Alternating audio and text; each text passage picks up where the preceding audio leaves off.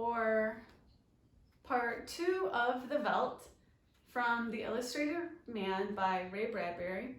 So far in TheVeldt, we know that this is about a smart house that has all these features that can kind of sense what the humans need or want, like cooking dinner, turning the lights on and off. And in the nursery, there's a special feature where the room can kind of come to life.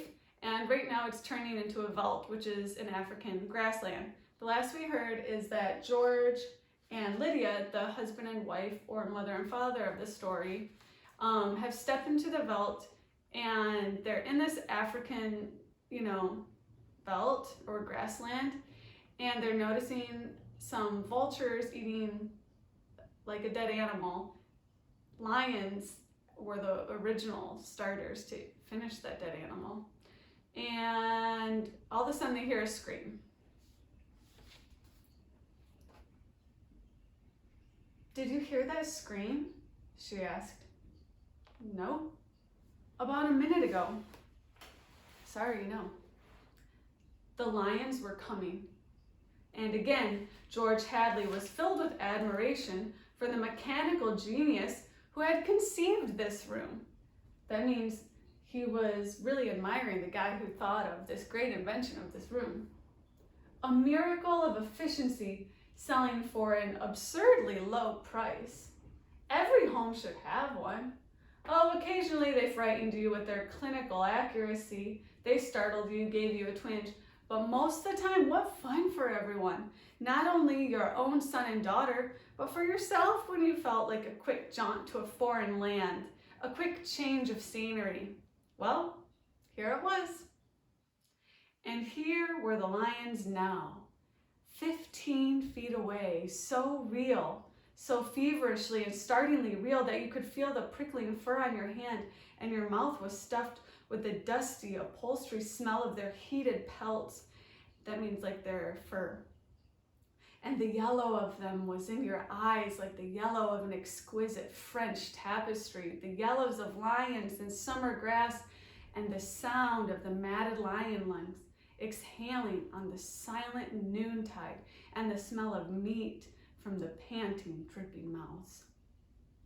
The lions stood, looking at George and Lydia Hadley with terrible green-yellow eyes. "Watch out!" screamed Lydia. The lions came running at them. Lydia bolted and ran. Instinctively, George sprang after her. Outside in the hall, with the door slammed, he was laughing and she was crying, and they both stood appalled at the other's reaction. "George! Lydia! Oh, my dear, sweet, poor Lydia. They almost got us." "Walls, Lydia. Remember, crystal walls. That's all they are. Oh, they look real, I must admit. Africa in your parlor. But it's all dimensional, super refractionary, super sensitive color film and metal tape film behind the glass screens. It's all odorophonics and sonics, Lydia. Here's my handkerchief." He's basically explaining like all the little mechanics of the room that make it seem so realistic, like how the certain type of crystal glass makes it seem 3D, and how the odorophonics make the smells make you feel like you're actually smelling them. "I'm afraid." She came to him and put her body against him and cried steadily. "Did you see? Did you feel? It's too real." "Now, Lydia, you've got to tell Wendy and Peter not to read any more on Africa." Of course, he patted her. "Promise?" "Sure, Lydia. And lock the nursery for a few days until I get my nerves settled." You know how difficult Peter is about that. When I punished him a month ago by locking the nursery for even a few hours, the tantrum he threw. And Wendy too, they live for the nursery. It's got to be locked. That's all there is to it. All right. Reluctantly, he locked the huge door. "You've been working too hard. You need a rest."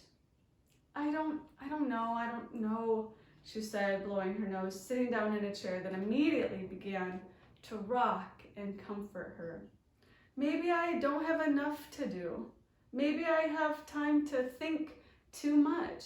Why don't we shut the whole house off for a few days and take a vacation?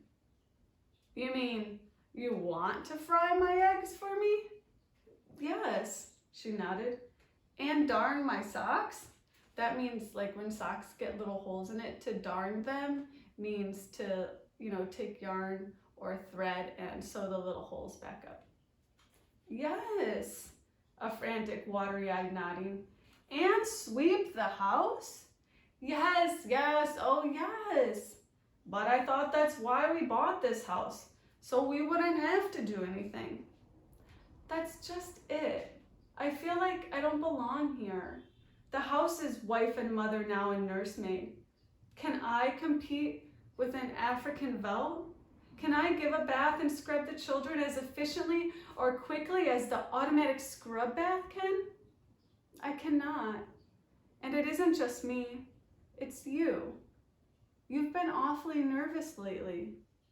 I suppose I have been smoking too much. You look as if you didn't know what to do with yourself in this house either. You smoke a little more every morning and drink a little more every afternoon and need a little more sedative every night. You're beginning to feel unnecessary too. Am I? He paused and tried to feel into himself to see what was really there. Oh, George, she looked beyond him at the nursery door.